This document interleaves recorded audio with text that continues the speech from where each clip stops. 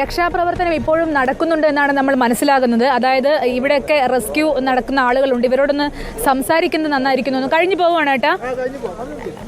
എന്താ ഇപ്പം രക്ഷാപ്രവർത്തനം നടക്കുന്നുണ്ടോ? നടക്കുന്നുണ്ട്. ആരൊക്കെ രക്ഷാപ്രവർത്തനത്തിൽ?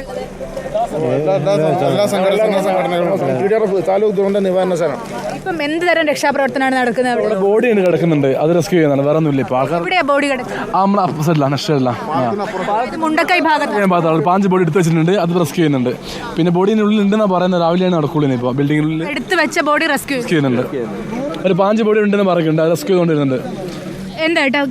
നൂറുകണക്കിന് ബോഡി ഇനിയും അവിടെ എടുക്കാൻ പറ്റാത്ത രീതിയിൽ അവിടെ കിടക്കാണ്. അതിന് JCB മറ്റുള്ള സൗകര്യങ്ങളൊക്കെ വേണം. അല്ലാതെ നമ്മൾ കൈകൊണ്ട് എടുക്കാൻ പറ്റുന്ന വലിയ ഭാരപ്പെട്ട സാധനങ്ങളൊക്കെ അവിടെ ഉള്ളതുകൊണ്ട് നമുക്കത് എടുക്കാൻ പറ്റുന്നില്ല. അതുകൊണ്ടാണ് ഇത്രയും നേരം നമുക്ക് അങ്ങോട്ട് കാണാൻ കഴിയില്ല. ഭയങ്കര അവസ്ഥയാണ്. ഭയങ്കര അവസ്ഥയാണ്. നമ്മൾ കിടക്കാനാവില്ല നമുക്ക്. ഇനിയിപ്പോ രാവിലെ നടക്കുള്ളൂ. നമുക്ക് ബുദ്ധിമുട്ടാണ്. അതാണ് അവർ പറയുന്നത്. രക്ഷാപ്രവർത്തനം അല്പം ബുദ്ധിമുട്ടാണെന്നാണ് പറയുന്നത്. കാരണം അതിന്റെ പ്രശ്നമുണ്ട്. KCB ഇവിടെ ഒക്കെ വെളിച്ചം എത്തിച്ചിട്ടുണ്ടെങ്കിൽ കൂടിയും അതൊന്നും മതിയാകാത്തൊരു സാഹചര്യം നിലവിലുണ്ട്.